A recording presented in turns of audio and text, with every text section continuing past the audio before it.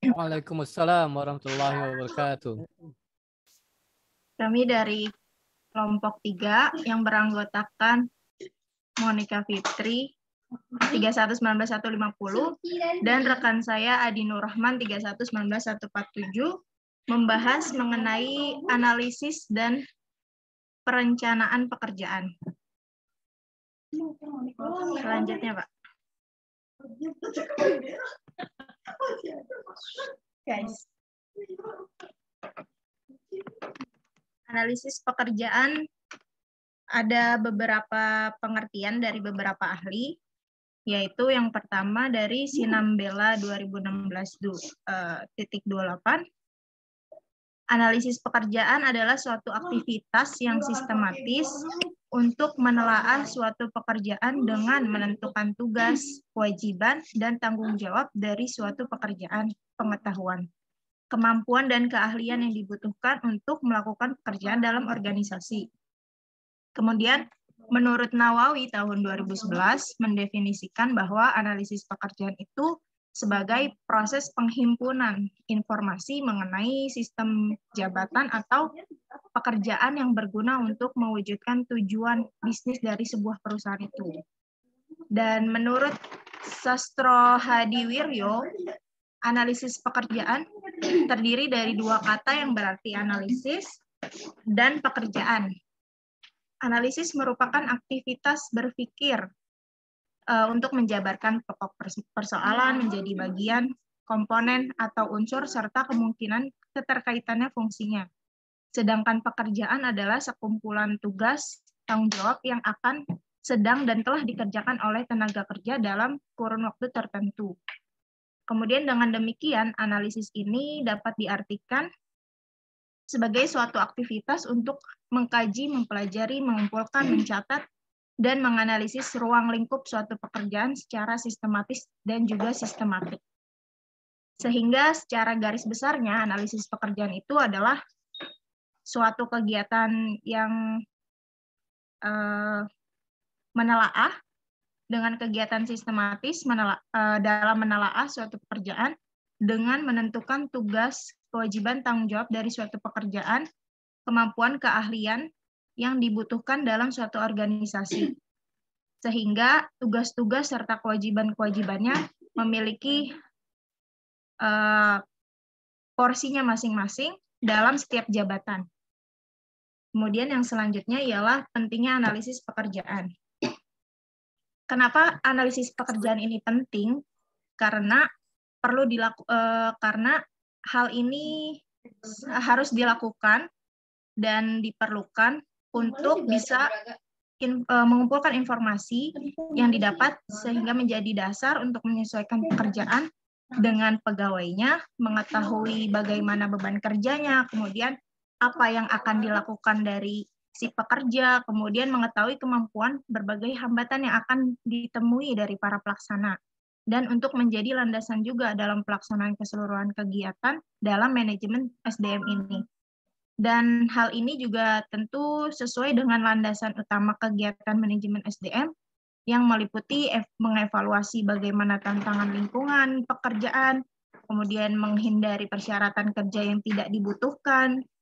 Kemudian poin yang ketiga ialah mengungkapkan elemen-elemen kerja yang dapat membantu dan mengabaikan kualitas kehidupan kerja.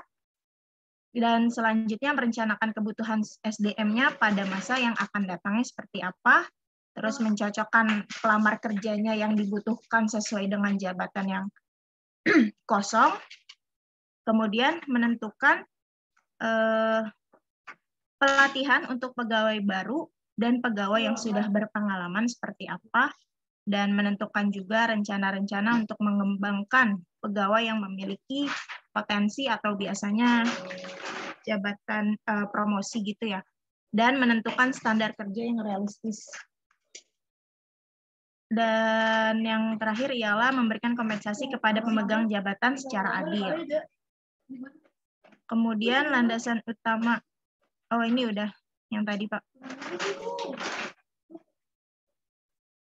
Pelaksanaan analisis pekerjaannya terdapat dari beberapa poin, ada 3 poin di sini. Yang pertama dari pelaksanaan analisis ini ada mengidentifikasi pekerjaan yang akan dianalisis.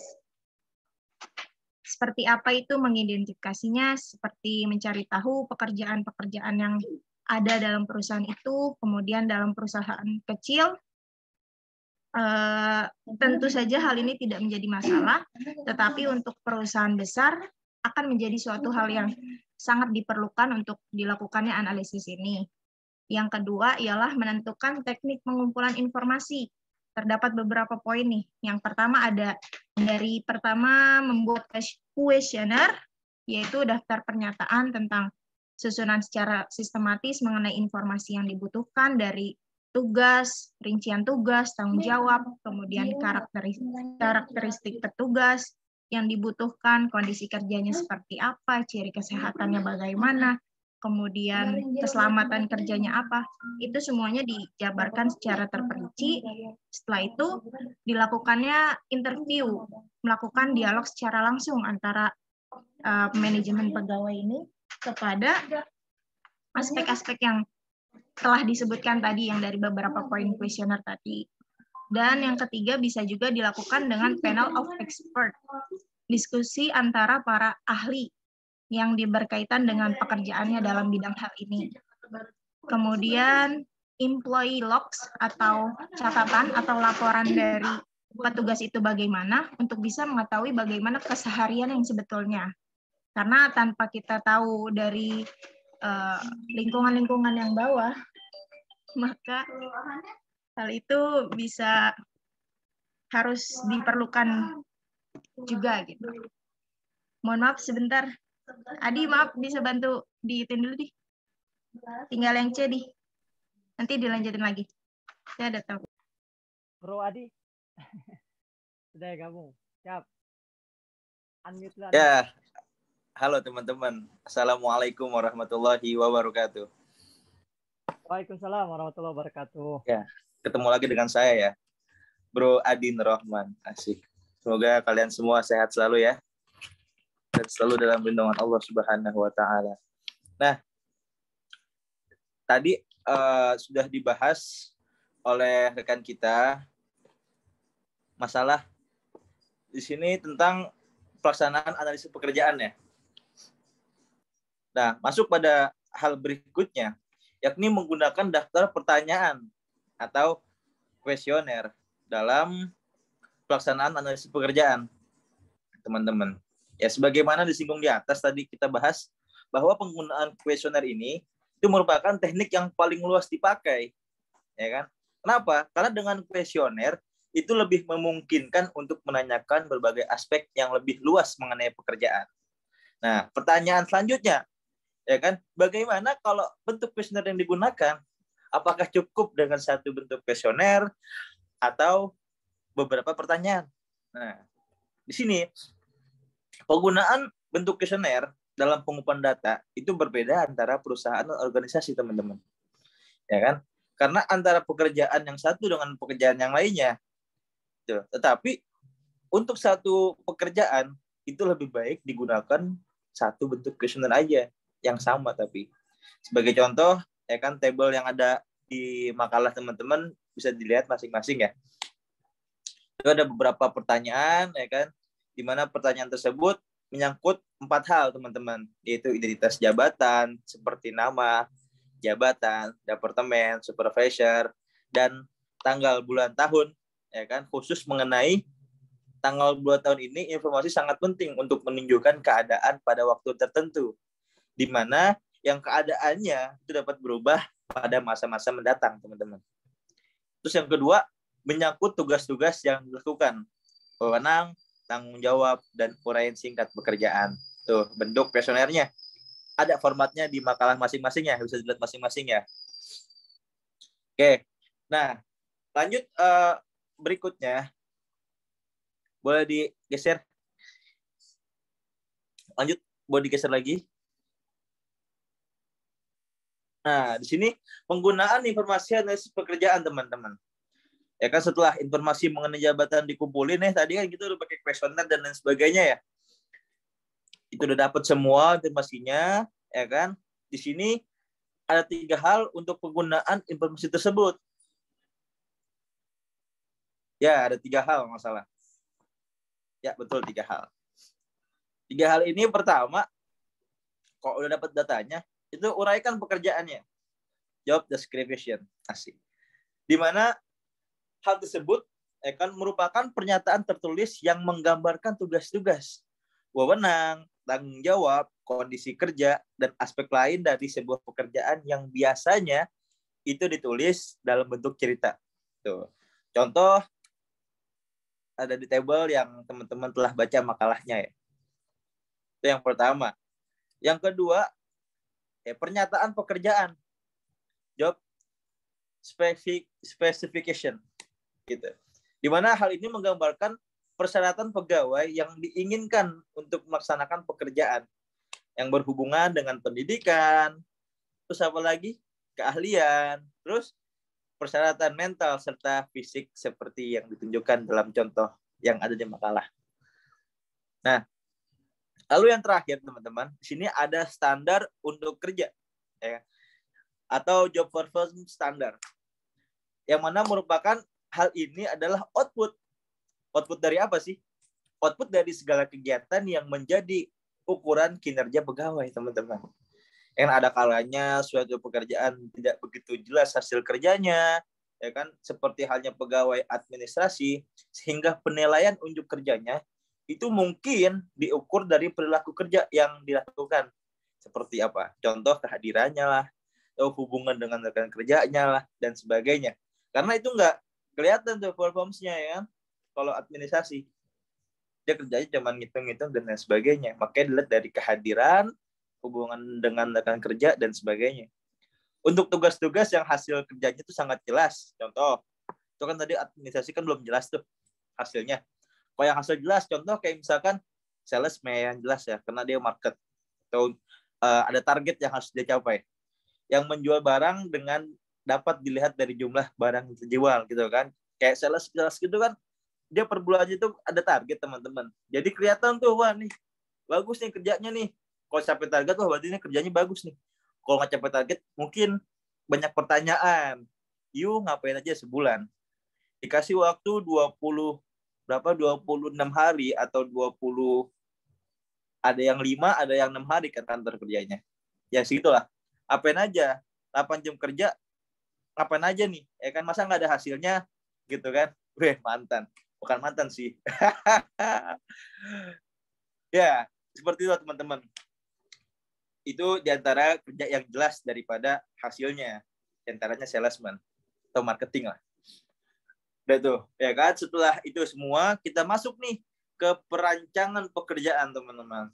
Ya, pekerjaan yang baik ya. Coba boleh dilanjutin slide-nya. Oke, slide berikutnya. Perancangan pekerjaan, teman. Perancangan pekerjaan itu yang baik itu ya, itu lebih dari sekedar sekumpulan tugas yang harus dilakukan, sebagaimana yang dihasilkan oleh informasi analisis jabatan. Di mana ya teman-teman, di sini pekerjaan itu harus dapat meningkatkan produktivitas, kepuasan, dan mengurangi ketidakhadiran. Oleh karena itu teman-teman, pekerjaan harus dirancang dan didesain secara baik, menarik, ya kan, dan mampu menarik orang agar bisa lebih baik. Seperti itulah. Lalu kita masuk lagi ke berikutnya, pendekatan perancangan pekerjaan, teman-teman. Nah, di sini ada 4 pendekatan nih, ya kan? Di mana pendekatan yang pertama itu pendekatan manajemen ilmiah. Ya kan, manajemen ilmiah. Di mana manajemen ilmiah di sini adalah pendekatan yang intinya itu menekankan bahwa pembagian kerja dengan spesialisasi tugas adalah yang terbaik. Jadi udah ketahuan nih, si A kerjanya ngapain aja, si B kerjanya ngapain aja, dan lain sebagainya. Itu yang dimaksud dengan manajemen ilmiah. Udah secara logis udah dijelasin. Kedua, pendekatan motivasi. Ya jelas lah, motivasi yaitu untuk meningkatkan, mendorong kita agar bisa kerja lebih semangat, lebih baik, dan lain sebagainya. Lalu ada pendekatan biologis, dan terakhir adalah pendekatan penggerak persepsi, teman-teman. Nah, lanjut berikutnya. Nah, yang terakhir nih, teman-teman. Di sini ada masalah teknik-teknik perancangan ulang pekerjaan, di mana terdapat 3 teknik, teman-teman. Ada 3 teknik atau 3 metode yang sejauh ini digunakan nih dalam mendesain ulang pekerjaan. Ya kan, pertama itu cakupan pekerjaan, kan. Lalu perluasan pengayaan pekerjaan dan rotasi pekerjaan. Nah, itu apa sih maksudnya, teman-teman? Ayo sama-sama kita bahas. Di sini pertama masalah perluasan pekerjaan ya. Perluasan pekerjaan adalah meningkatkan cakupan yang dimiliki seorang. Jadi kita meningkatkan kualitas seorang. Contoh, seorang petugas di dalam sebuah proses perakitan sebuah mobil nih, ya kan, itu kan diberi tugas pengasan aja contoh. Kemudian cakupan pekerjaannya ditambah dengan tugas pengecetan, dari pengelasan ke pengecetan. Nah, tugas yang diperbesar diharapkan akan memberikan job identity yang lebih besar. Di mana dengan tambahan job ini yang diharapkan adalah dia nambah tantangan dan nambah tanggung jawab, gitu kan, serta meningkatkan kepuasan kerja dan produktivitas. Jadilah berkata ya, lu nggak cuma bisa ngelas aja, coy. Cuman bisa juga buat ngechat, gitu. Dari cuma bisa ngelas nih, akhirnya dikasih pekerjaan lagi. Coba deh, ente ngechat juga sekalian. Nah, dengan disuruh ngechat, ya kan, itu akan menambah dia punya produktivitas dan dapat tanggung jawab. Wah, ini atasan nyuruh kita buat ngechat juga nih. Mau nggak mau kan kita belajar lagi ngechat. Dan akhirnya dengan kita belajar dan mencoba, kita jadi bisa dan jadi produktivitas. Seperti itulah kurang lebih penjelasannya. Lalu yang kedua, pengayaan pekerjaan, teman-teman. Nah, pengayaan pekerjaan ini ya kan adalah meningkatkan otonomi seseorang dalam mengatur pekerjaan. Tuh, ada yang bisa gambarin nggak gimana? Jadi gini, teman-teman. Seseorang petugas dalam melakukan pekerjaan sebelumnya itu kan diatur oleh suatu prosedur yang ketat, ya kan? Nah, di mana dia tidak diberikan wewenang atau hak memilih metode yang dia anggap paling efektif, tuh nggak dikasih tahu, tuh nggak dibolehkan. Nah, untuk memilih bahan-bahan yang dibutuhkan atau untuk mengatur pekerjaannya itu nggak dibolehin. Nah, perubahan ini bagi pegawai yang akan memberikan tantangan yang lebih besar dan diharapkan dapat meningkatkan kepuasan kerja dan produktivitas. Jadi ya kita nggak bisa kerja sesuai dengan apa yang kita mau, tapi harus diatur dengan yang sudah sesuai SOP-nya. Seperti itu. Lalu yang ketiga adalah rotasi pekerjaan. Nah, ini nih, di rotasi pekerjaan ini adalah suatu hal untuk meningkatkan variasi tugas yang dimiliki seseorang dengan cara memindahkan seseorang pegawai untuk melakukan tugas yang lain yang berbeda dengan sebelumnya, ya kan. Contoh dari kasir pindah ke gudang, ya kan, dari administrasi pindah ke salesman. Itu kan pegawai yang tugasnya dipindahkan, gitu kan, sama-sama di karyawan situ, cuma tugasnya dipindahkan. Tuh, case ini kalau di makalah contohnya, ya kan, sebenarnya orang yang tadinya ditugaskan di bidang pemasaran, kemudian di bagian lain, gitu. Tadi tuh saya bilang dari salesman dipindahkan ke kantornya atau jadi adminnya, dari operation pindah ke CS, ya kan, dan lain sebagainya.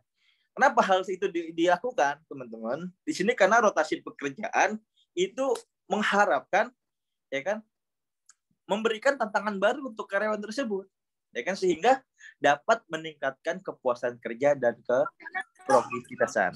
Ya, teman-teman, udah setengah jam ya kita menjelaskannya. Mungkin dari waktu yang telah kita gunakan untuk menjelaskan materi analisis ini, diharapkan teman-teman banyak pertanyaan nih buat kita sharing dan menambah ilmu kita juga, ya kan, karena adanya pertanyaan juga menambah ilmu buat kita semua.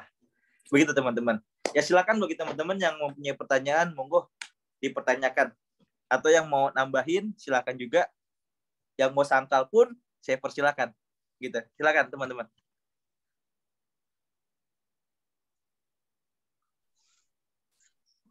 Mantap. Ya.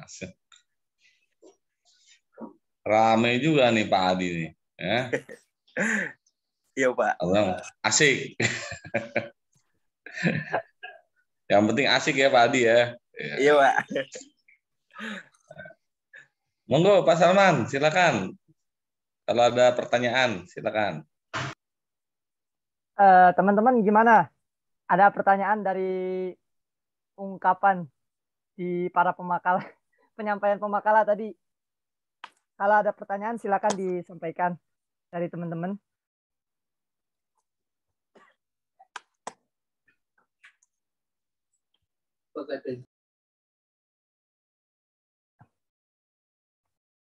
Mungkin sambil menunggu pertanyaan yang lain nih, Saudara Adi dan Monik, kita sharing ya. Saya mau tanya, tadi berkaitan dengan di bagian akhir, rotasi pekerjaan.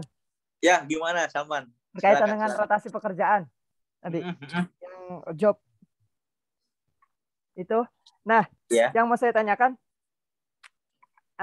kalau dalam konsepnya kan semakin lama dia bekerja pada bidang tersebut, maka nantinya semakin profesional kan gitu. Maksudnya profesional dalam mengendalikan gitu.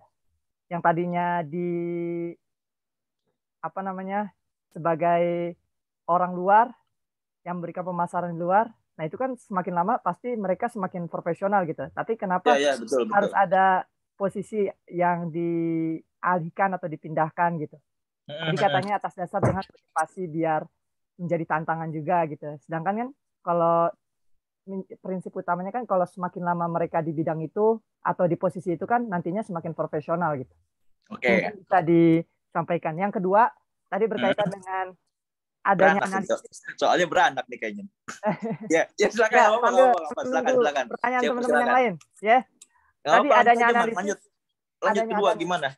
Ya. Biar sekalian. Tadi di halaman berapa ya? Saya soal kurang puas, cuma satu doang nih, butuh yang banyak pertanyaan. Asik. Siap. 100 nih. Tadi berkaitan nomor 2, pentingnya adanya analisis pekerjaan. Jadi pentingnya saya bentar. Di halaman ketiga tuh, coba cek. Oke, siap. Gimana? Di situ kan alasan adanya analisis pekerjaan ini tentu untuk menemukan informasi dasar bagaimana menyesuaikan pekerjaan dengan pegawai. Menyesuaikan pekerjaan yang akan dikerjakan atau tugas-tugasnya yang nanti diberikan oleh pegawai. Tapi nyatanya kan ya banyak terkadang secara mendadak jabatan-jabatan kosong gitu sehingga pegawai yang harus menyesuaikan dengan pekerjaan yang dikasih gitu. Malah sebaliknya kan seharusnya kan kalau di sini pekerjaan menyesuaikan pekerjaan dengan pegawai kan. Tapi terkadang sering malah kita nggak tahu tujuannya tantangan atau apa, malah diberikan posisi yang memang bukan bidang kita, belum menguasai sekali gitu. Tapi malah kita yang harus menyesuaikan dengan pekerjaan itu. Itu gimana mensiasatinya? Makasih. Oke, siap. Ya, mungkin jangan langsung saya dulu yang jawab deh. Saya kasih kita berikan ke teman-teman. Yang mau jawab silakan.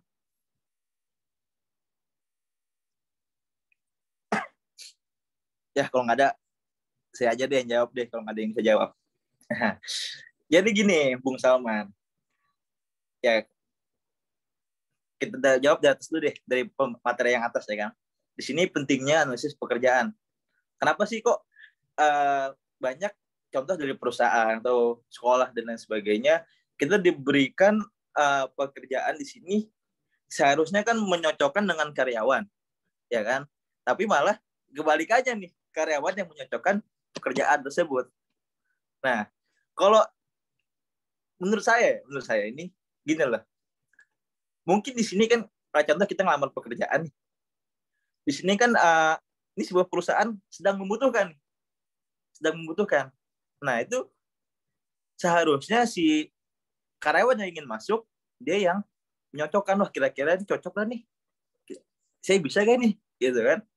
Mungkin seperti itu. Yang dimaksud mencocokkan pelamar kerja dengan jabatan yang kosong. Gitu kan. Dan betulnya ada yang kosong nih, jabatan atau staf apa yang kosong, kira-kira yang bisa gak nih menyelaraskan gitu loh, wah kira-kira dari sini karyawan atau pegawai baru punya kapasitas dan punya kemampuan bisa, ya masuk akhirnya gitu.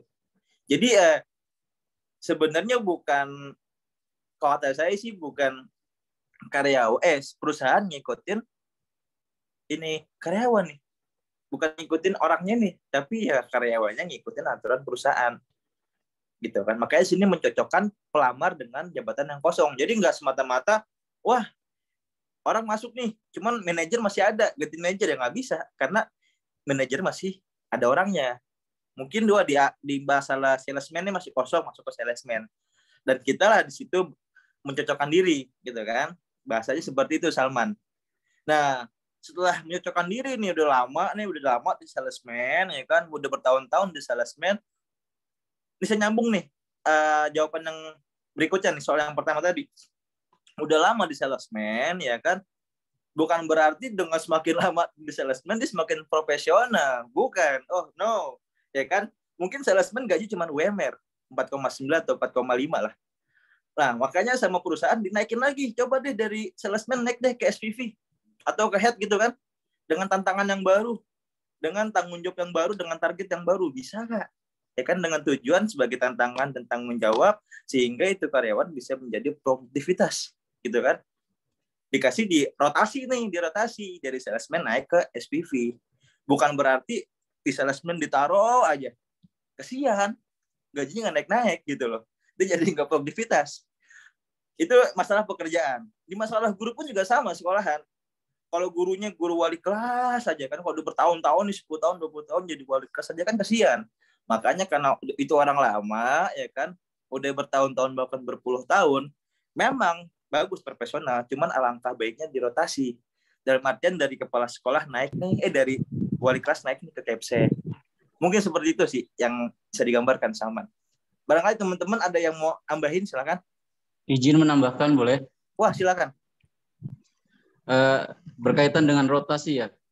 Kalau menurut saya sih pada materi sore ini, arti dari rotasi itu adalah bukan rotasi tentang jabatan. Kalau dalam istilah jabatan itu bukan rotasi, namanya promosi. Jadi kalau rotasi di sini artinya, kalau menurut saya ya, menurut persepsi saya itu semuanya saya ditugaskan di Jakarta. Kemudian ada program rotasi dari pemerintah.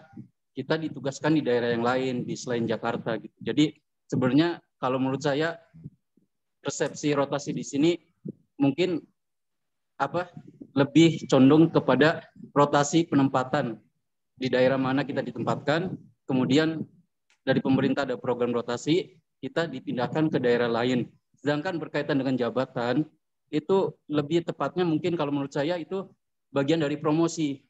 Oke, ibaratnya sebentar, guru, Pak Subhan Amir, saya urusan dulu. Mungkin yang Pak Subhan Amir jelaskan itu mutasi kali, Pak. Ya. Bukan.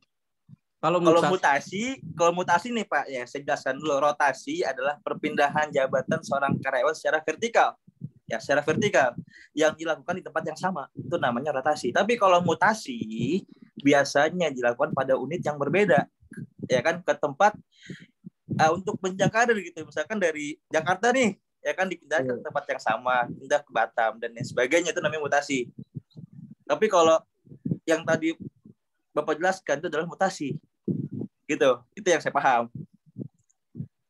Tapi kalau menurut saya kalau rotasi kita kaitkan dengan istilahnya kenaikan jabatan itu kayaknya kurang tepat gitu. Soalnya benar apa kata pertanyaan dari Pak Salman. Jadi mungkin kalau adanya rotasi seperti itu istilahnya ada jabatan-jabatan yang lowong terus diisi dengan orang-orang yang istilahnya kurang profesional atau dalam istilah akademisnya kurang linear gitu. Jadi ijazahnya apa, jadi ditempatkannya di profesi apa gitu. Nah, kalau di dalam dunia pendidikan nih, saya kan istilahnya kerja di sekolahan. Dari seorang guru menjadi kepala sekolah itu istilahnya promosi. Kayak gitu sih. Ya. Mungkin istilahnya selama ini persepsi saya seperti itu. Promosi itu maksudnya ya dipromosiin gitu, sebagai head. Karena kan biasanya setahu saya gini, setahu saya kalau di perusahaan itu dipromosiin itu baru cuman dicobain promosiin sama beberapa bulan, kira-kira dia punya kapasitas gak nih untuk menjadi contoh misalkan manajer. Coba proses jadi manajer nih. kan dipromosin, di training segala macam, wah cocok nih, pas nih, pantas, akhirnya baru ditetapkan itu promosi. Cuman kalau di rotasi, ya ini udah diputuskan. Karena di sini garis besar itu secara vertikal, Pak. Berarti kan kalau vertikal kemana? Ke samping atau ke atas? Kenapa? Kalau vertikal itu ke atas atau ke samping? Ada vertikal, ada horizontal. Vertikal itu ke atas, Pak. Berarti kalau ke atas, kalau gambaran saya berarti ya kayak tadi tuh, dari salesman, marketing, naik ke SVP, atau ke head, atau ke branch manager, general manager, dan lain sebagainya. Itu yang saya pahami ya. Nah, promosi, kalau promosi ini masuknya ke ya kayak dia belum ditetapkan gitu. Ya kalau rotasi itu nyambungnya ke lawanan dengan mutasi. Rotasi naik ke atas, mutasi ke samping nih, gitu.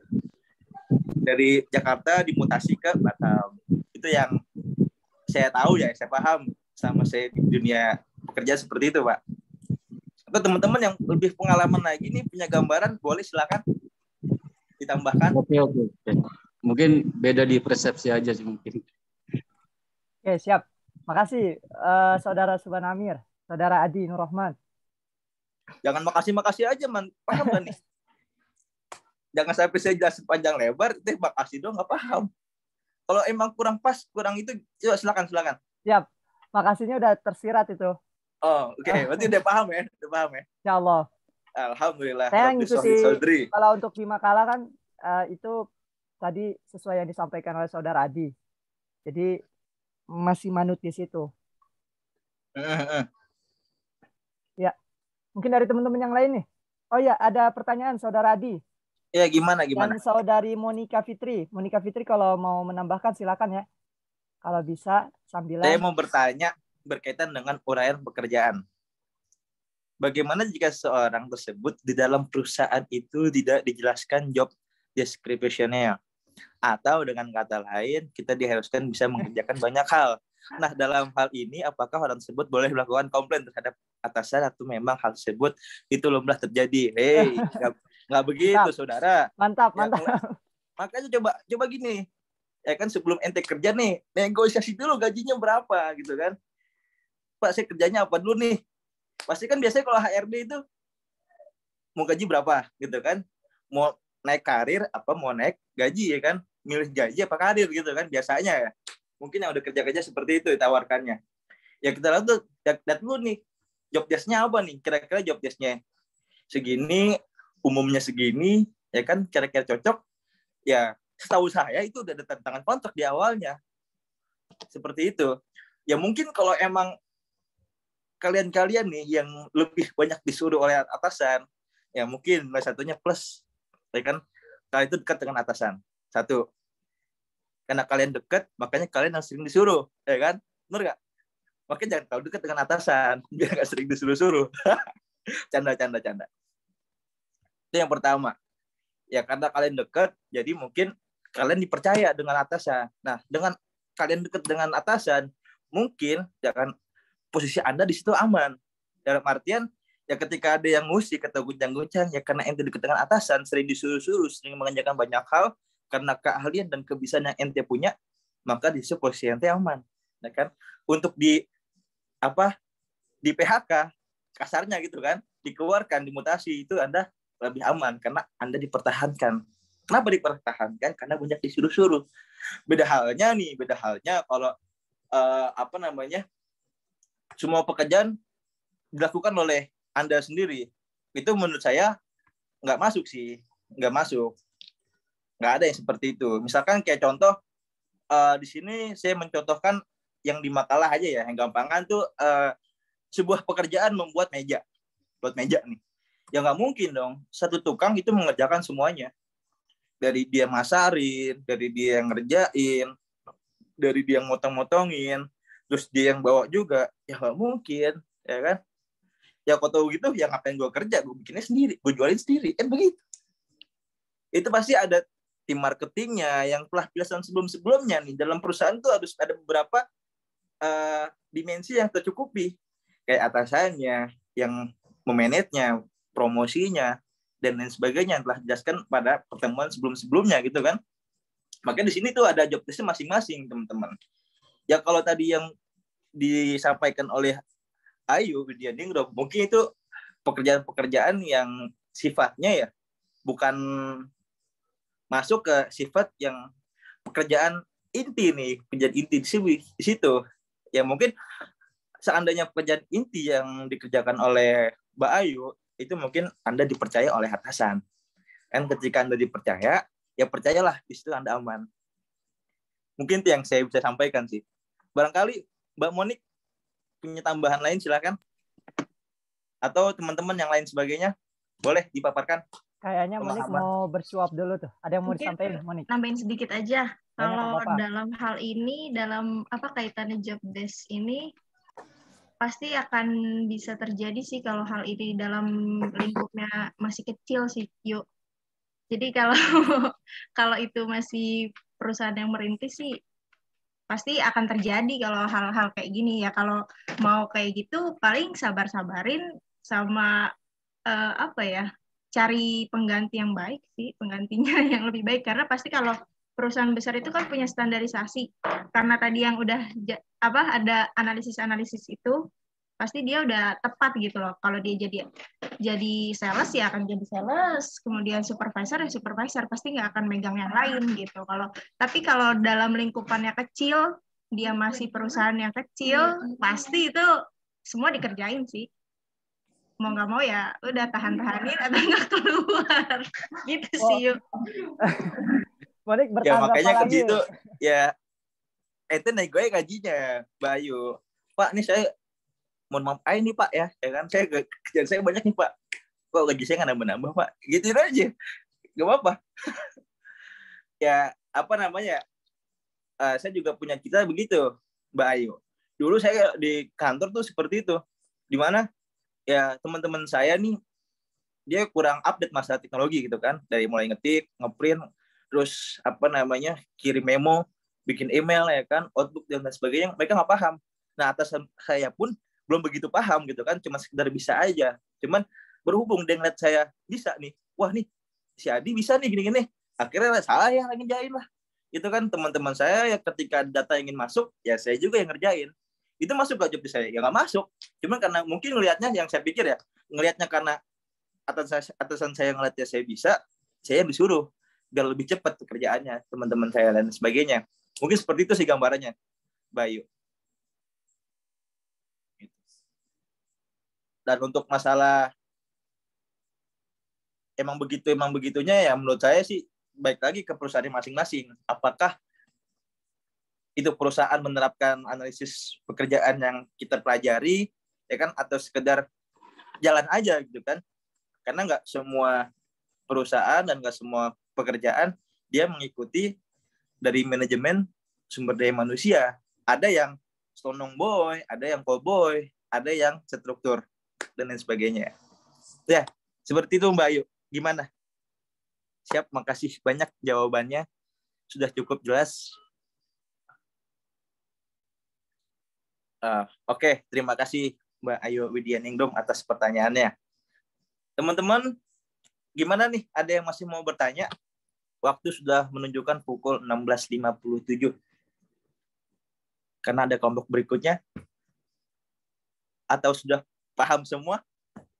Kalau sudah paham sih saya doakan mudah-mudahan teman-teman punya perusahaan semua. Amin. Amin. Dan amin. bisa membuka lapangan kerja seluas-luasnya. Amin. PAIC 2023 lulus semua. Amin ya rabbal alamin. Amin. Udah ya, kalau ada yang mau tanya, saya tutup. Biar akan dilanjutkan oleh kelompok berikutnya.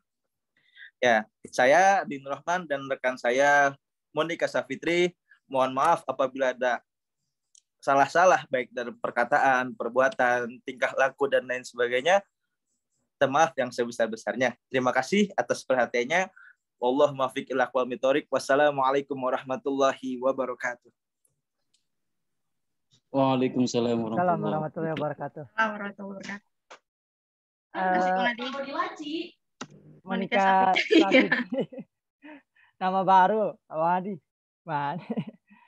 Udah. Ustaz, maaf, ini kita mau lanjut di kelompok 4 atau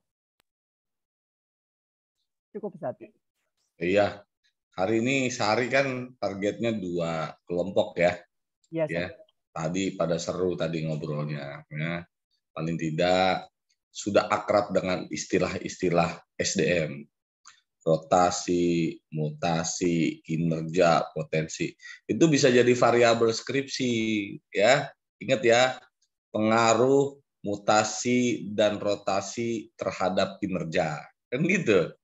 Ya, nanti skripsinya kan mau lulus 2023 kan?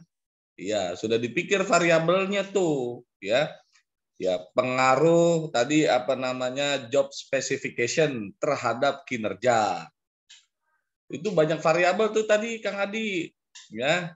Sudah mulai difikirkan variabel, ya. Hubungan 2 variabel boleh skripsi. Kalau S2 3, 4, 5 variabel. Ya.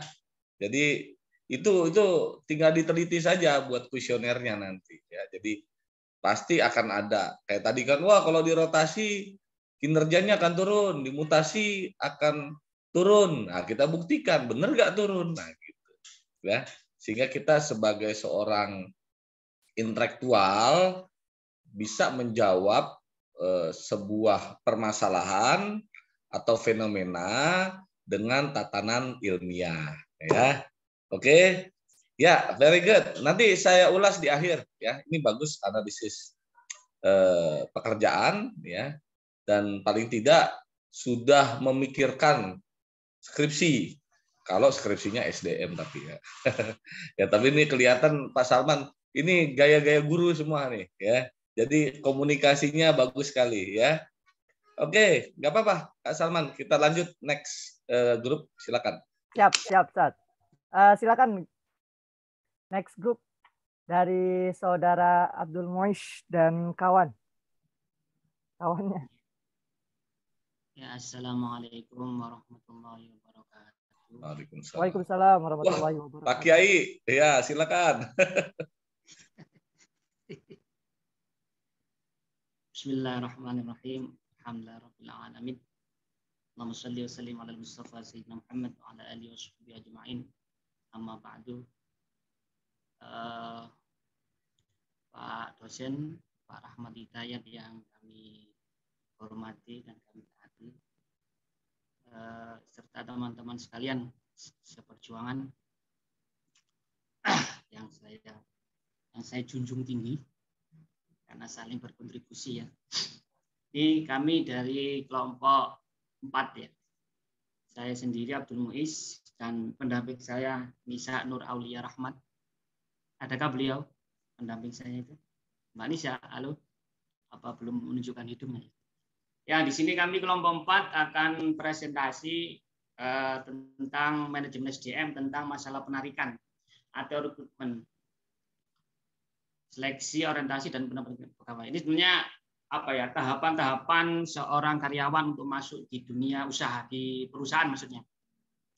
Hal pertama pasti rekrutmen ya. Jadi sebelum seseorang itu masuk ke perusahaan pasti kan nyari lowongan pekerjaan pertama. Nah, ini yang mengeluarkan lowongan pekerjaan itu kan perusahaan.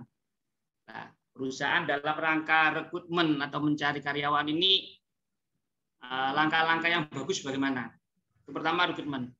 Tahapan kedua setelah karyawan itu masuk banyak terkumpul itu kemudian diseleksi. Tahapan kedua. Nah, setelah seleksi diterima terus orientasi.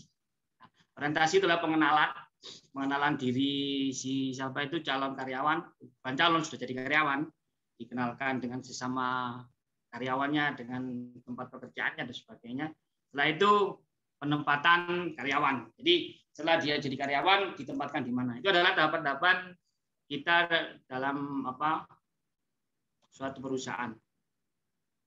Ini biasanya tugas seperti ini banyak dipegang siapa? HRD ya.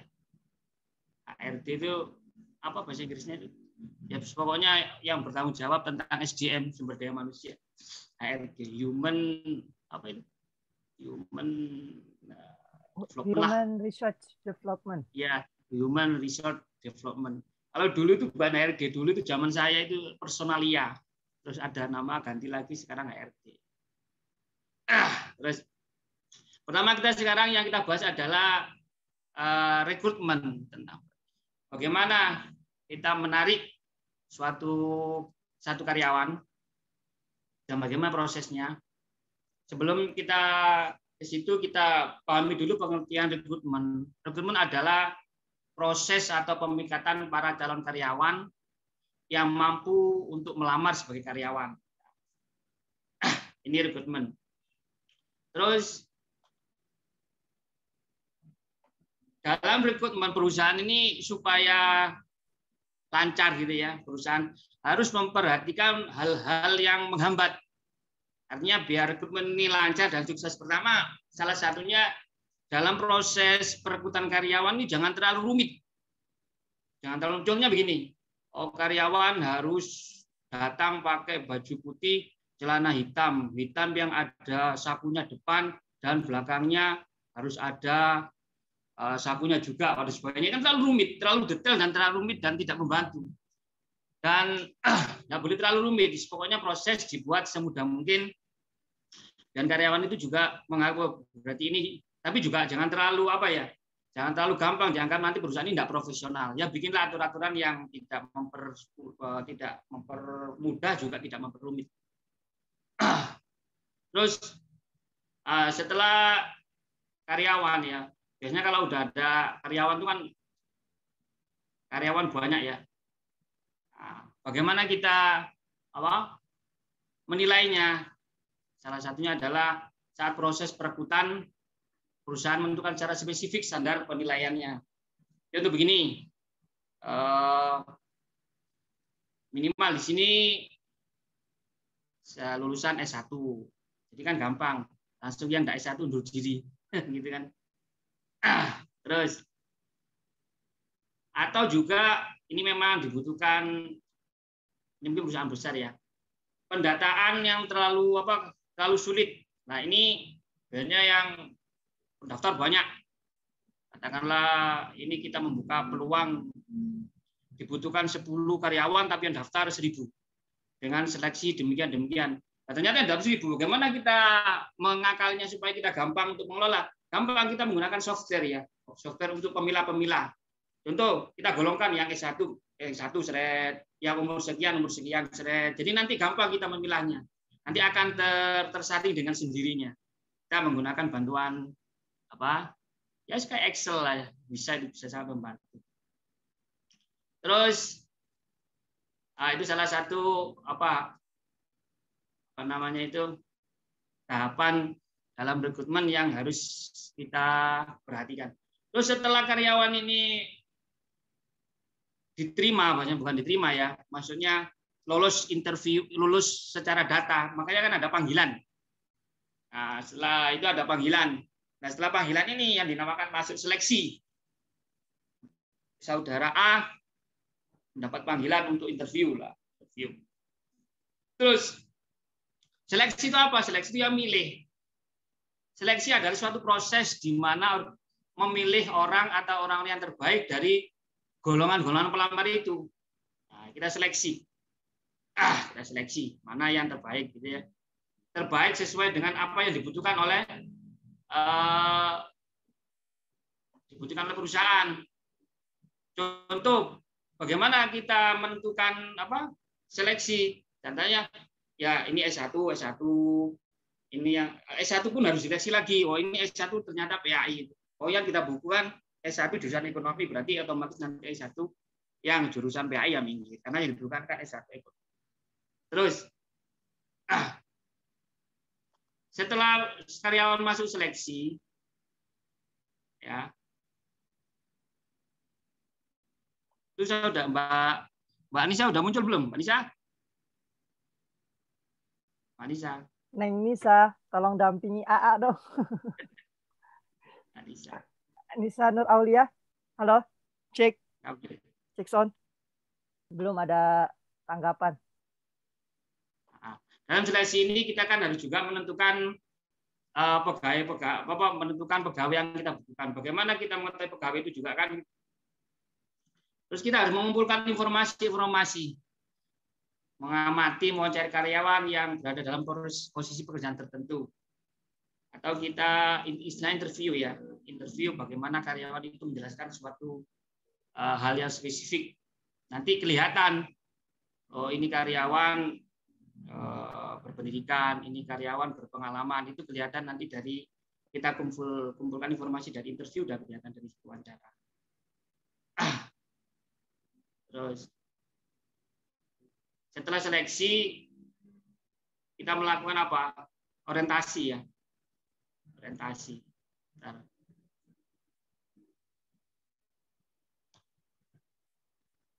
Orientasi ya, orientasi.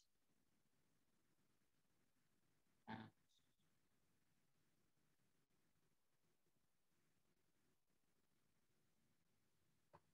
Setelah seleksi kita harus menentukan jenis pegawai yang dibutuhkan karena agar sesuai dengan apa namanya itu sesuai dengan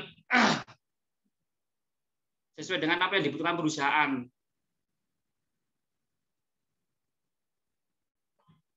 Terus kita juga harus menentukan prosedur seleksi pegawai. Bagaimana kita prosedurnya supaya kita menyeleksi pegawai supaya kelihatan. Pertama, satu tes kemampuan. Tes kemampuan ini digunakan untuk menyaring pelamar dengan dasar keterampilan dan kemampuan yang berkaitan dengan posisi pekerjaan dilamar. Metode ini membantu untuk mengetahui lebih banyak tentang karyawan secara langsung. Ya, interview itu ya, dengan interview itu kita bisa tahu bagaimana standar atau level kecerdasan karyawan itu, level pengalamannya dan sebagainya. Juga tes integritas.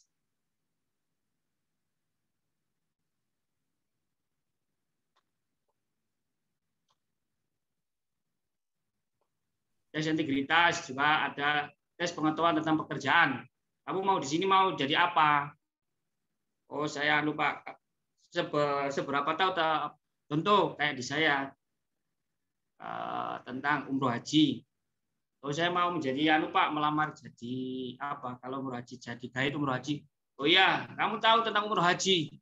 Oh, enggak tahu Pak. Ya berarti kan enggak lulus seleksi. Oh, tahu Pak, karena saya alumni pesantren. Saya tahu tentang seluk-beluk haji, saya tahu. Oh, ya, berarti kan dia masuk nominasi. Itu tes pengetahuan tentang pekerjaan. Terus referensi. Sebagai perekrut, Anda dapat memeriksa referensi latar belakang pelamar kerja.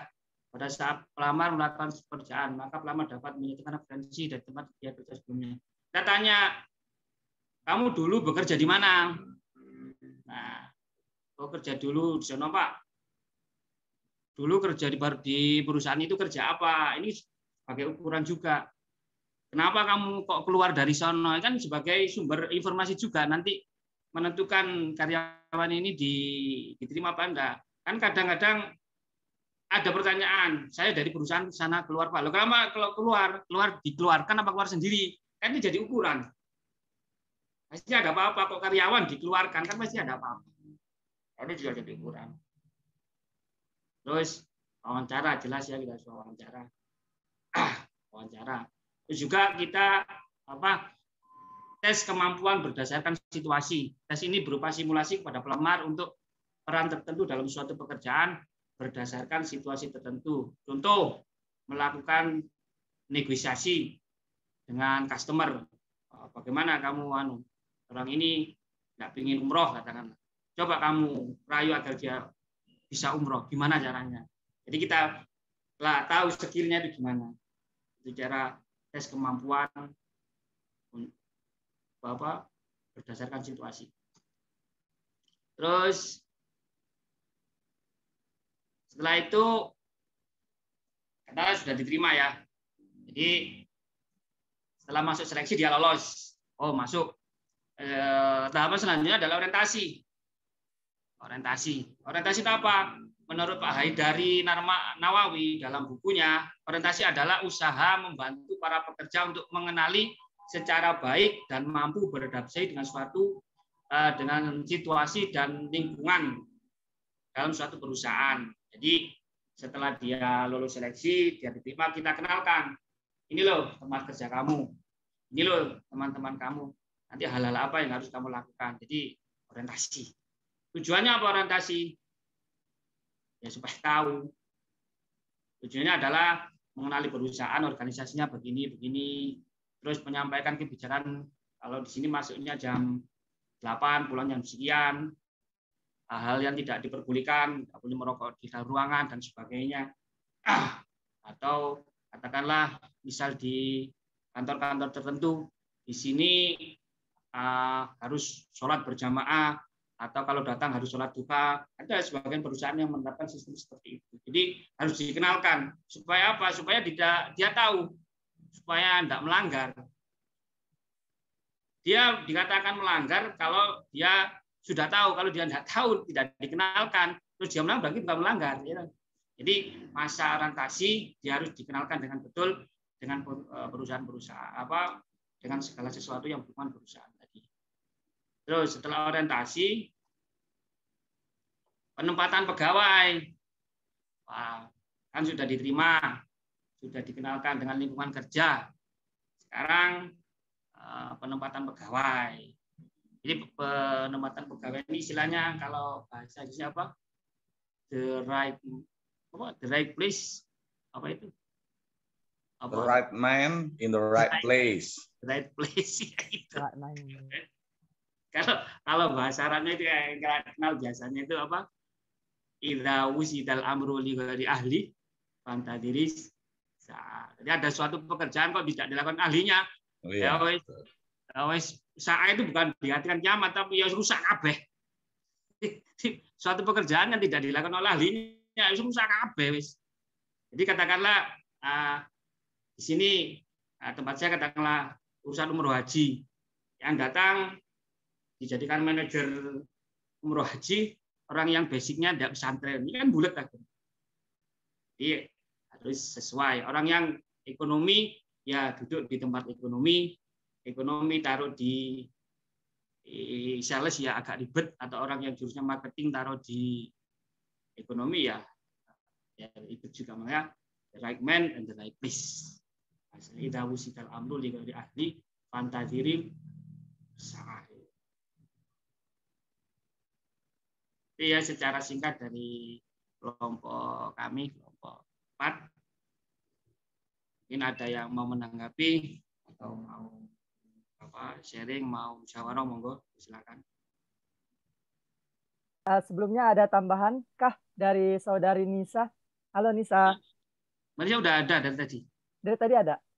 Cuman kok meneng-meneng wae. Nggak bisa, itu katanya nggak bisa di-unmute dari sini. Kamu. Oh ya nggak apa-apa.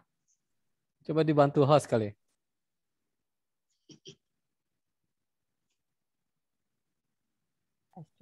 Ayo monggo musyawarah sharing. Monggo.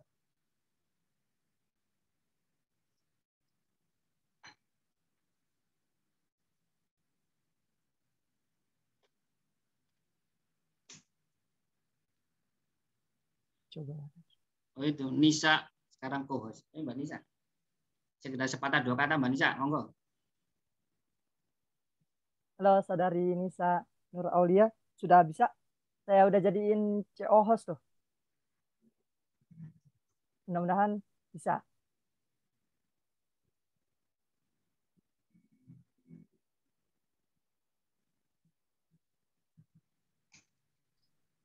Tanya jawab lagi mungkin langsung pasang. Baik, Ustaz.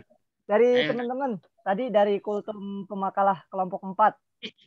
Silakan jika ada pertanyaan boleh disampaikan.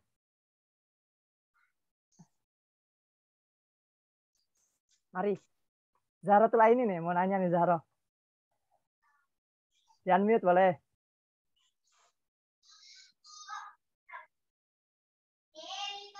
Atau saudara Naga Kunadi?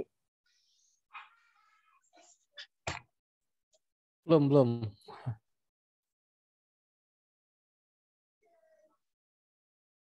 Mungkin jelas sekali ya untuk tahapan-tahapan yang tadi disampaikan. Karena sebagian besar juga udah pada bekerja gitu. Dan tahapan ini juga dilalui gitu. Hampir sebagian besar dilalui oleh kita semua. Jadi udah secara praktiknya udah dialami gitu. Cuman rata-rata kerjanya di ini ya, Ustadz Salman ya, di sekolah ya, rata-rata ya. Sebagian kecil, Ustadz. Oh. Terus sebagian besarnya di? Kayaknya perusahaan-perusahaan beberapa, Sat. Oh gitu. Tuh kenapa ngambilnya PAI? Ditanya itu. Mau banting setir kali Ustaz. Oh gitu. Iya. Ya sebagian di sekolah, sebagian di perusahaan ya.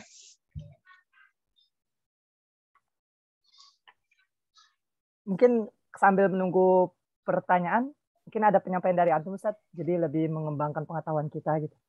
Oke. Ini mungkin pertemuan kita ini ya, Pak Salman ya. Ini kan di akhir bulan Rajab ya. Syaban, Ustaz. Iya, Syaban ya. Maaf, Syaban. Dikit lagi Ramadan, beberapa hari lagi. Kita libur atau gimana? Insya Allah pertemuan ini terakhir, Ustaz. Nanti Ramadan libur, nanti next satu pertemuan lagi setelah Lebaran. Oke. Habis itu UTS. Oke. Ya, baik, karena waktu terbatas ya, saya ucapkan terima kasih. Keren banget ya presentasinya ya. Hari ini 2 materi. Yang pertama analisis pekerjaan gitu ya. Dan yang kedua adalah penarikan seleksi dan penempatan. Sebenarnya terbalik materi ini. Ya, harusnya penarikan seleksi baru analisis. Analisis itu kan maintaining. Ya. Kalau Hermawan Kartajaya itu bilang SDM itu 3 tahap. Get, maintain, keep. Ya. Rekrut, kemudian bagaimana menjaganya, bagaimana keep. Dia bisa loyal dan mengeluarkan seluruh potensinya. Kan gitu. Kerjanya bagus. Nah, dengan adanya pandemi COVID 4.0, perubahan banyak banget terjadi dalam dunia SDM. Intinya, dalam analisis jabatan sebenarnya kan kita bagaimana supaya orang kinerjanya jadi bagus. Ya. Kalau dalam matriks SDM itu 2 ya. Sumbu Y-nya itu adalah kinerja, sumbu X-nya adalah potensi. Nanti saya kasih matriksnya ya. Habis Lebaran deh ya. Nah, jadi kalau ya potensinya bagus ya, potensinya A, belum tentu kalau salah tempat bisa jadi kinerjanya nggak cocok ya. Kalau Albert Einstein bilang you cannot see ya the expert of bird from the way he swims gitu ya. Kita nggak bisa melihat cerdasnya seekor burung dengan caranya berenang gitu. Maksudnya adalah tentunya kita bisa jadi orang punya potensi A, salah tempat. Nah, gitu. Makanya harus ada analisis. Itu kan analisis itu bisa pre-action. Pre-action itu bisa dianalisis sebelum kejadian gitu. Ya. Cost SDM itu paling besar di setiap perusahaan. Coba di sekolah, ya. Cost terbesar dari sekolah apa? Guru kan. Kepala sekolah gaji guru. Gitu. Jadi kalau salah repot gitu ya. Nah, di balance scorecard yang pertama perspektifnya adalah learning and growth. Nah, saya ada grafik sedikit untuk saya share. Nah, ya. Ini sebentar. Kelihatan nggak nih? Oh, ini dulu nih. Nah, untuk Kang Abdul Muiz dulu ya. Kang Abdul Muiz. Nah, ini kan langkah-langkah merekrut seleksi. Zaman dulu tapi nih. Ya, perencanaan, diramal, direkrut. Tadi kalau Pak Muiz itu kumpulan-kumpulan calonnya, dianalisis, dilengkapi formulirnya. Sekarang tuh analisisnya gampang, selain ada wawancara verbal, ya juga ada wawancara digital, ya. Kalau pengen tahu orangnya, kadang-kadang dicek tuh apa Facebook kamu, apa IG kamu, lihat tuh, ya. Kalau orang marketing followersnya banyak, ya. Ya kayak Pak Adi tuh orang marketing tuh kelihatan tuh, ya. Lihat aja IG-nya banyak dia followersnya kan gitu. Kemudian kontennya ya. Ya, bahkan kalau sekarang ada analisis radikal. Ya, dilihat tuh statusnya nih radikal nggak gitu ya. Ya. Apapun lah gitu ya. Tergantung daripada perusahaannya, dia pasti ngelihat pengennya orang yang cocok. Oh, itu kadang-kadang complicated, nggak hanya cocok skillnya, sampai ke daerahan. Ya. Ya, wajar, maaf ya, kita bukan rasis gitu ya. Perusahaan Chinese lebih suka loh dikasih kalau SDM-nya Chinese. Jangan kaget gitu. Karena saya punya teman manajer SDM di perusahaan Chinese gitu. Gue mah percuma masukin orang pribumi, tetap aja dia ngambil orang-orang dia juga gitu. Ya kan? Jadi seperti itu Pak, sampai wajar. Kadang-kadang tidak ada di situ. Namanya owner itu kan punya kepentingan. Dan ya, punya orang punya kepentingan. Jadi harus sebagai manajemen SDM itu harus punya kemampuan namanya 360 derajat leader. Ya, itu ada di buku John C. Maxwell. Nah, cari bukunya.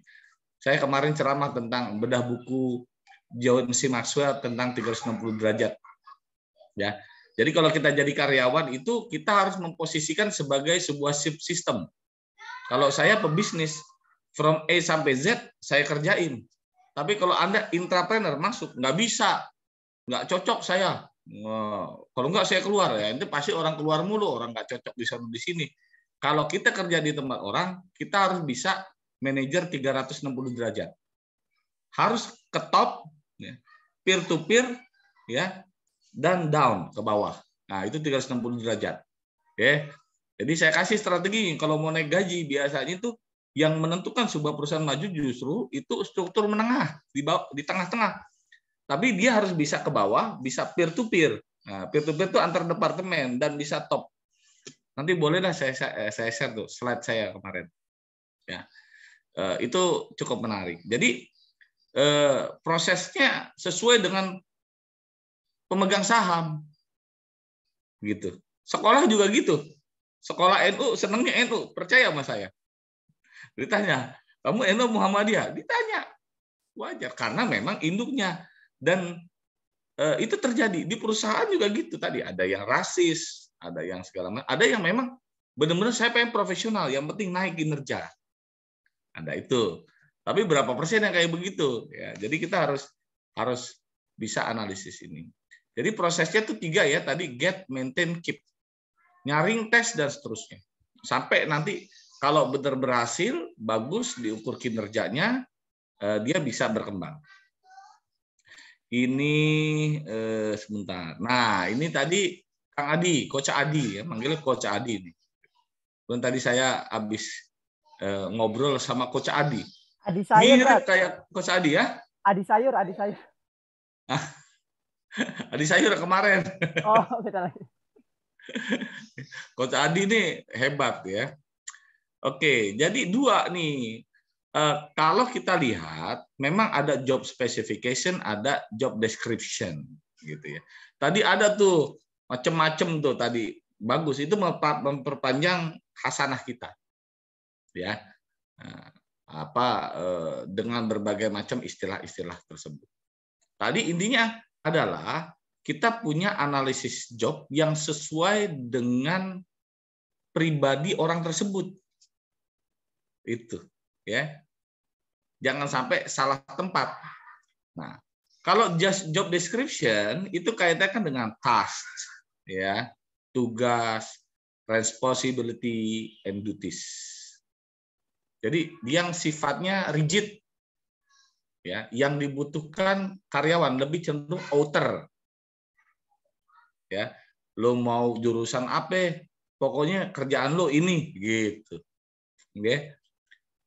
Tahu kan Pak Salman, Pak Naga ya. Lihat orang bank itu lulusan IPB, tanya Pak Naga.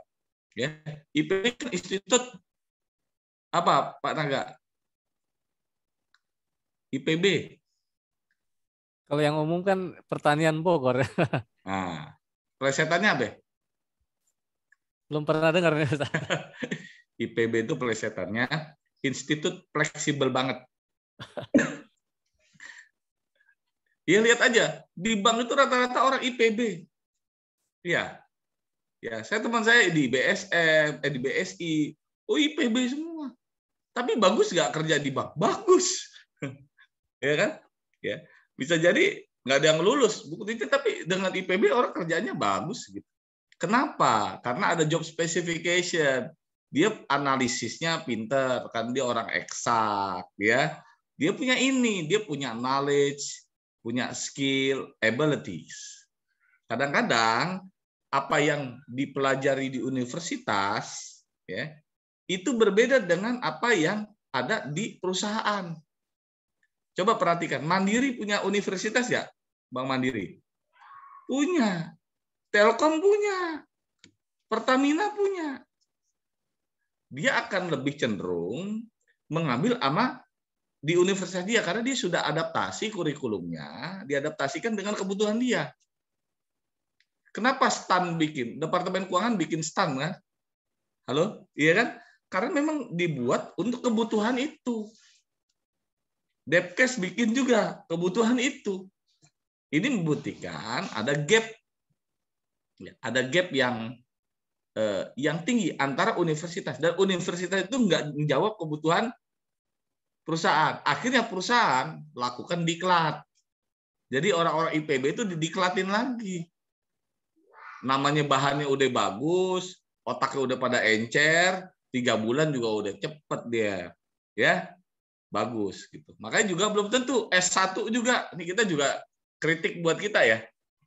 Kita juga jangan bangga S1, bisa jadi ya apa yang kita pelajari nggak sesuai dengan industri yang dibutuhkan oleh perusahaan kita. Nah makanya ya job specification ini sangat erat dengan pribadi. Misalnya ya Pak Adi punya knowledge-nya bagus, ya. Kemudian bahasa Inggrisnya bagus, jago coding kan begitu. Nah, itu yang nanti abilities lain. Ingat kan ada hard skill, ada soft skill. Nah, gitu ya. Punya soft skill, punya ability. Nah, disitulah nanti bergaining position ada. Jadi kalau kata Pak Adi tadi bilang, Pak naikin dong, ntar dulu. Kita termasuk orang yang punya bargaining position atau tidak? Ya, kalau saya bilang ada perusahaan, karyawan ada karyawan wajib. Kalau nggak ada dia nggak jalan tuh perusahaan. Ada karyawan sunnah, ya. Ada dia nggak ada dia sama aja. Ada karyawan makruh, mendingan nggak ada dia. Ada karyawan haram, malah ada dia malah hancur, ya kan? Jadi kalau kita mau bergain, ya kita udah tahu, kita perusahaan juga bisa tersandra kok. Misalnya Pak Adi punya banyak klien yang sudah loyal banget sama dia. Makanya kadang-kadang bergaining itu apa? Karyawan tuh takut banget antum keluar dari perusahaan itu karena kunci-kuncinya dipegang. Ya. Bisa jadi orang mau jadi klien perusahaan Anda bukan karena perusahaannya, karena Pak Adinya, kayak Pak Naganya, karena Pak Salmannya, dan karena teman-teman Anda punya posisi di situ, gitu. Banyak kan karyawan yang keluar kliennya diambil, kan gitu, ya. Nah makanya itu tadi kaitannya perusahaan tuh harus punya budaya perusahaan, ya, sehingga punya etik, gitu ya, punya etik, punya perjanjian, punya legal, gitu. Ya, makanya tuh di perusahaan-perusahaan besar lihat aja legalnya, perjanjian karyawannya tuh panjang, ya bisa pidana kalau ditarik misalnya gitu, ya ikatan dinas kalau dikuliahin. Makanya inilah tools-toolsnya nih, ini saya kasih nih. If you want to develop your company, you must develop your employee. Ray Kroc itu kan salah satu owner McDonald, Ray Kroc. Ya, sebenarnya pendiri utamanya McDonald bukan Ray Kroc gitu ya. Ada 2 orang, saya lupa namanya. Ya, tapi 2 orang pendiri ini sangat lambat mempekerjakan atau mengembangkan McDonald's. Ya, dia dalam waktu 10 tahun hanya 4-7 gerai. Begitu Ray Kroc masuk, dia jadi salah satu pemiliknya karena keahliannya bagus. Ya, jadi orang bergain, ya bisa masuk ke sebuah perusahaan karena keahliannya masuk ke situ. Apa yang terjadi? Ya. dalam waktu kurang dari 1 tahun sudah ada 100 outlet McDonald's. Dan sekarang ribuan. Itu loh peran Ray Kroc yang mensistemasi sistem McDonald's hingga dia bisa besar sampai sekarang. Itu quote-nya Ray Kroc tuh itu ya.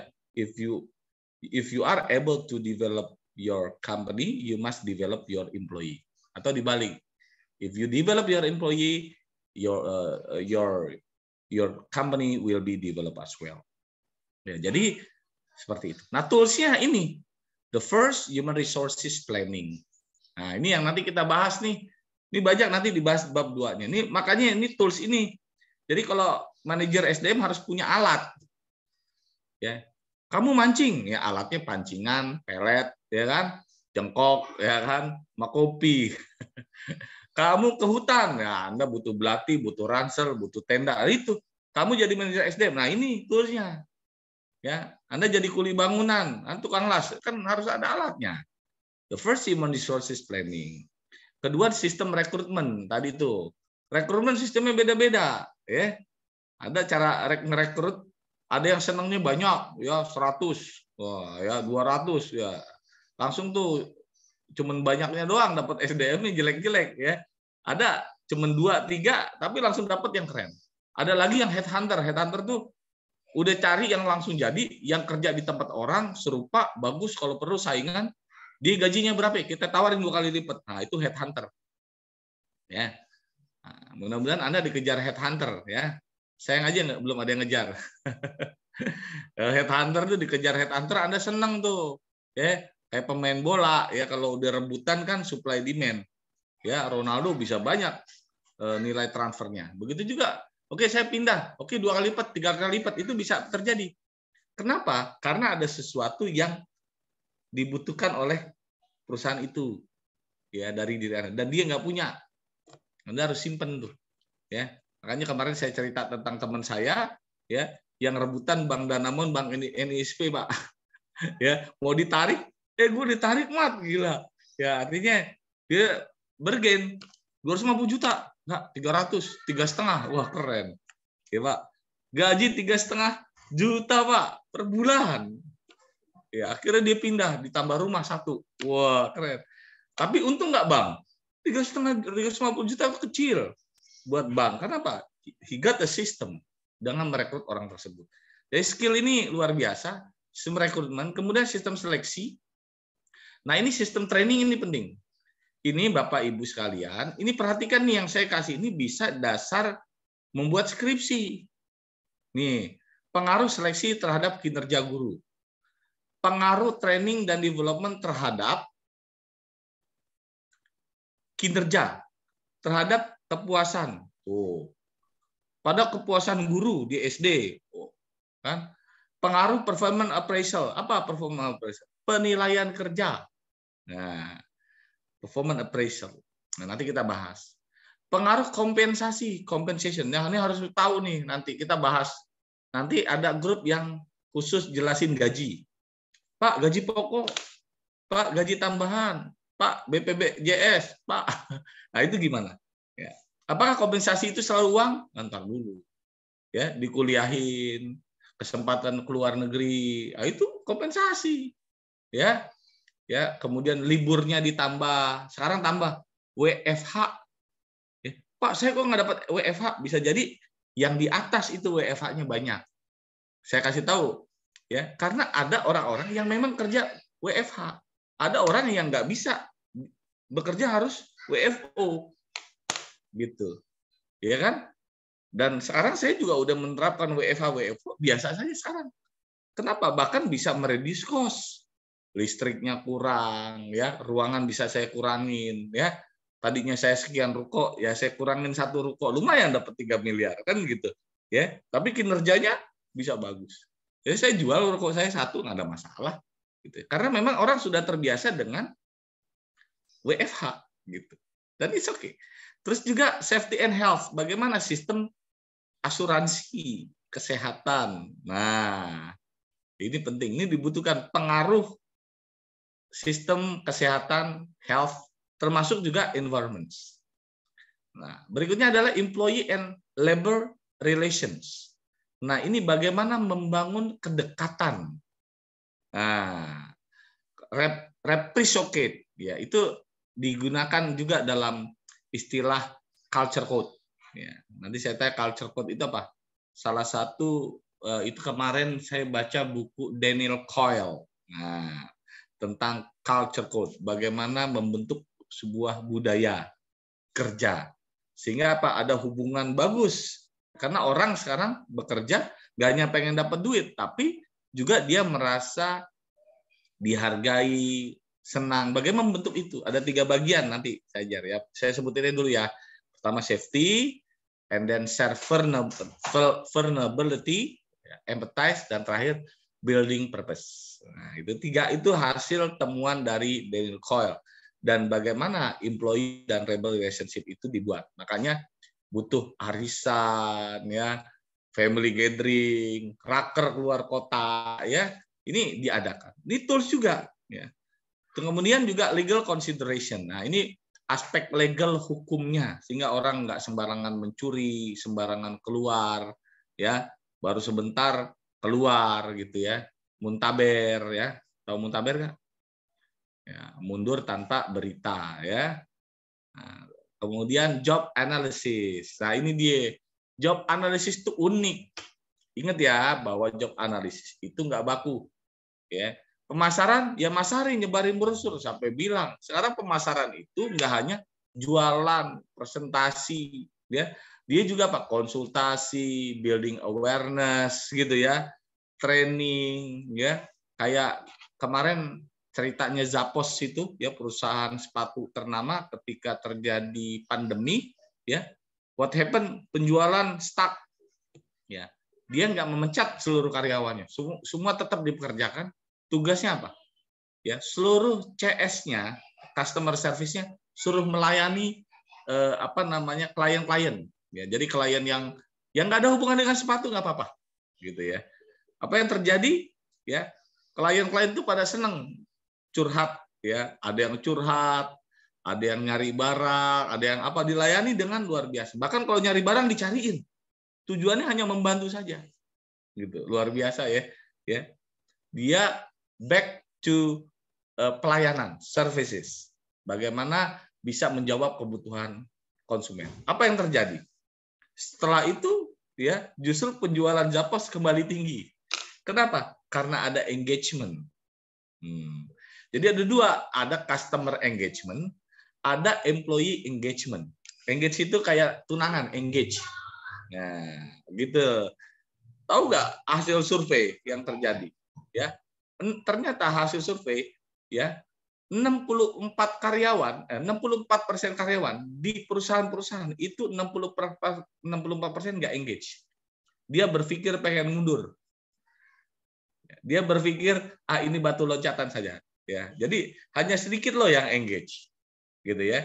Jadi teman-teman sekalian, bagaimana meningkatkan employee engagement? Nah, ini juga tools-toolsnya.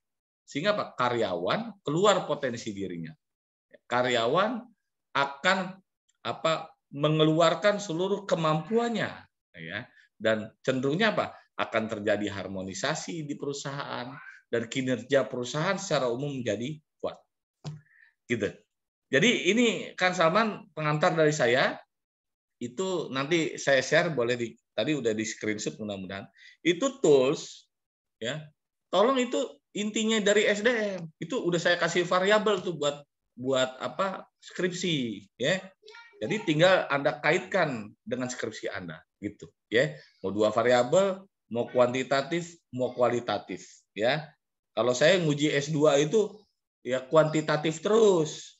Kalau mau kualitatif, ya Anda harus dalam, gitu. Jadi kalau mau target 2023 lulus, sudah mulai nulis bab 1 sampai bab 3, ya. Tinggal Anda perdalam variabel mana yang Anda pilih. Yang kedua, mau 1-2 variabel. Kedua, tempat penelitiannya di mana, ya. Sudah mulai nulis, ya. Karena selain semangat juga harus ada action. Nah, mudah-mudahan waktu libur banyak berzikir, ya. Waktu puasa, ya, jangan banyak scrolling Instagram sama TikTokan terus, ya. Scrollingnya tuh cari variabel, ya. Kemudian cari bahan-bahan tulisan, gitu ya.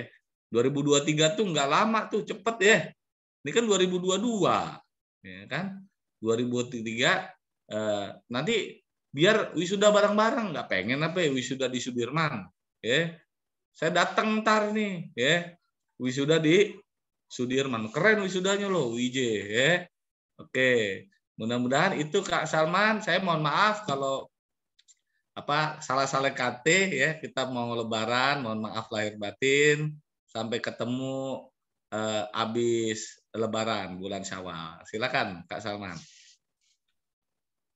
Siap, Ustaz. Insya Allah kita kosong-kosong, Ustaz. Maaf, Ustaz. Sebelumnya ada pertanyaan nih dari saudara Adi, Ustaz. Satu pertanyaan. Bagaimana cara atau metode biar kita bisa menumbuhkan cinta terhadap pekerjaan atau cinta pekerjaan kepada pegawai kita? Ya, kita harus mampu menjawab apa keinginan dari karyawan kita. Oke, pertama, kuasai teori tentang SDM, baik psikologi maupun secara empirik di lapangan, gitu ya. Teori Maslow, dasar utama manajemen SDM, gitu ya. Nanti kita bahas lagi detail tuh SDM. Jadi kalau kita bisa menjawab apa kebutuhannya, ya, apapun yang dilakukan, apapun yang diinginkan, akan diikuti oleh karyawan kita, gitu. Tapi ingat, Pak Adi, manusia itu makhluk yang kompleks, gitu. Maaf ya, kita bukan binatang, ya, yang cuman punya reptil. Kita punya limbic system, kita punya neokortex, kita punya hippocampus. Otak susunannya aja sudah kompleks. Kita harus memberikan apa? Menemukan ignisi. Ignisi itu titik poin dari setiap karyawan, gitu. Sehingga apa? Oh ya, yang saya inginkan seperti ini, gitu. Jadi insya Allah dia akan engage, gitu ya. Nanti ketika kita lihat bagaimana strategi untuk meningkatkan employee engagement. Dan tadi ingat ya, kita tidak pernah bisa ya membuat karyawan itu sepenuhnya tunduk pada kita. Nggak akan pernah bisa. Kompleks. Bisa kitanya bagus, emang orangnya jelek.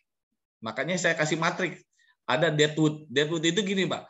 Udah potensi jelek, kinerja jelek, itu Deadwood. Nah, itu pecat aja orang kayak begini. Ya.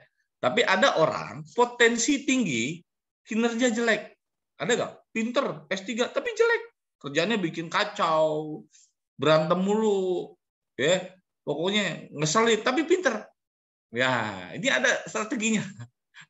Gitu. Tapi ada juga, patuh Pak, nurut Pak. Datang orang masuk jam 8, jam 6 dia udah masuk. Tapi susah diajarinnya. Paham nggak maksudnya? Iya. Tapi diajarin apa? Lelet. IQ-nya rendah, tapi rajin. Ada nggak yang begitu? Oh, iya, ada. Nah, makanya ya, bagaimana kalau ketemu orang yang potensi rendah, kita harus ngapain? Kalau ketemu orang yang potensinya tinggi, kita harus ngapain? Ada juga orang yang dua, kinerjanya bagus, potensi bagus, ada. Nah, ini juga kadang-kadang kita nggak sensitif. Udah potensinya bagus, kinerja bagus, kita nggak sensitif. Gajinya nggak dinaikin, ya, dia ngambek, nggak diperhatiin, ini kabur. Gitu. Akhirnya perusahaan kita hanya dapat karyawan-karyawan carrier dan karyawan problem. Maksudnya, ya.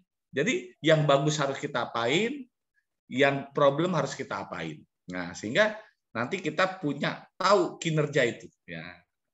Dan insya Allah ini kan hasil-hasil riset ya, Pak Adi ya. Ya. Banyak baca buku juga. Ingat ya, buku SDM makin lama makin banyak, Pak Salman ya. Tiap hari itu saya dengerin 4 audiobook. Ya. Sehari loh. Ya. Kan kita susah baca sambil lari pagi, itu dengerin audiobook ya. Itu asik loh. Zaman sekarang baca buku enak bener gitu ya. Saya suka ketagihan itu ya. Nah, dengerin audiobook sehingga ini bisa memperkaya cara-cara kita untuk mengembangkan kemampuan pribadi maupun kolektif gitu. Insyaallah, Pak Salman. Makasih Pak Adi. Baik, makasih Ustadz. Kita cukupkan ya Ustadz ya. Ya. Boleh dari pemakalah mungkin ditutup pemakalah Ustadz, makasih Ustadz jawabannya Ustadz. Ya, Pak Adi. Boleh, Saudara Abdul Muiz, boleh ditutup. Ya, terima kasih kepada Bapak Ahmad Hidayat juga teman. Dengan ini sidang saya tutup. Assalamualaikum warahmatullahi wabarakatuh. Assalamualaikum warahmatullahi wabarakatuh. Oke. Makan durian di Jati Asih. Cakep. Cukup sekian, terima kasih. Siap. Assalamualaikum. Waalaikumsalam warahmatullahi wabarakatuh.